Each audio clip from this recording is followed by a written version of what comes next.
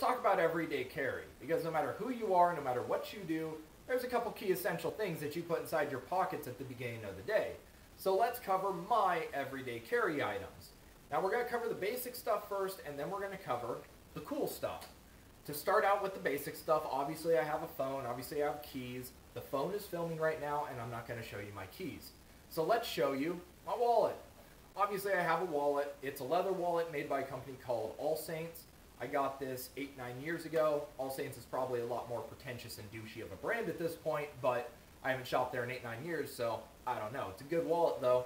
I don't use the change pocket on it because it's a leather wallet and it would just wreck the leather, but it does have it. It's a good wallet.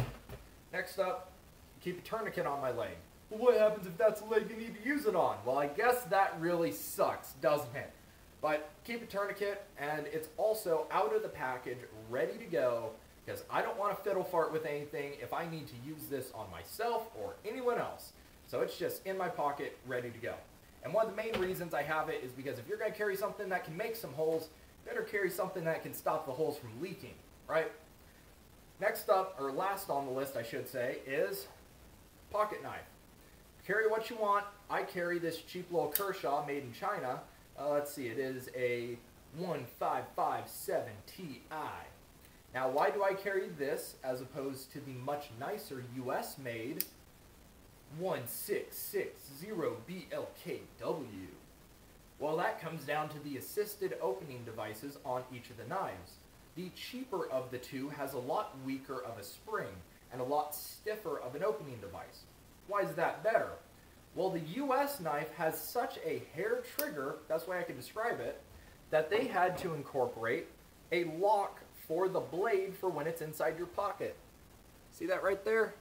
That slides down so the blade can't open. And when I was testing this out and carrying it unlocked, I got stabbed in the leg probably at least 2 or 3 times a day because it wasn't locked. And I don't want to carry a knife that I have to lock, because that's just one more step that I have to go through if I need to use it. And I don't think it's necessary when this knife doesn't have that issue. Has a lot stiffer of an opening device, and it has never had a problem with stabbing me in the leg when I carry it. So I just keep it in my pocket, and when I need to use it, pull it out, have it ready to go. So that covers the basic stuff. Let's go cover the cool stuff. So I decided to come outside to film this final part because we're going to be covering my firearm, holster, and belt, and this gives me a little bit more range between the camera and myself. So discussing the firearm first off, it is a Springfield Armory XDM 10mm 4.5-inch barrel. I talk about it a lot. And yes, it is loaded. Currently, and I do change this out from time to time depending on where I'm going, what I'm doing, if I'm in bear country or not. Currently, it has 180 grain spear hollow points, spear gold dots, and they're going roughly 1,250 feet a second. I think that's just about the sweet spot for the gold dots. Have yet to try them in gel, but I think that's going to be a really good round. The holster is a Safariland holster. I don't remember the exact model, but I will put that down here. And a couple things I love about it, it has the ALS locking system, so it is a retention holster, and I do like that. You have to train with it. Obviously, you do have to train with it, but one of the cool things that this holster has over any other holster that doesn't have a locking device, I can run it with or without the light and be just fine. There's no movement in the gun right now. It's perfectly held in place, even though it doesn't have a light, which is perfect because I don't always want to run a flashlight. It also has the QLS system, which allows me to take the holster off of the mounting plate very, very easily. And that gives us 2 advantages over the traditional pancake style holster. Number one, if you've ever carried a full-sized handgun and had to go to the bathroom, it's a little bit difficult on your pants, and it's not the easiest pulling them back up afterwards. So having this allows me to just take the holster off. I don't need to unholster the gun, which if you have a round in the chamber is not necessarily dangerous, but more dangerous than just taking the entire holster off. So that's very cool. The other thing that I love the most about having a mid-ride holster with the QLS system is notice my t-shirt.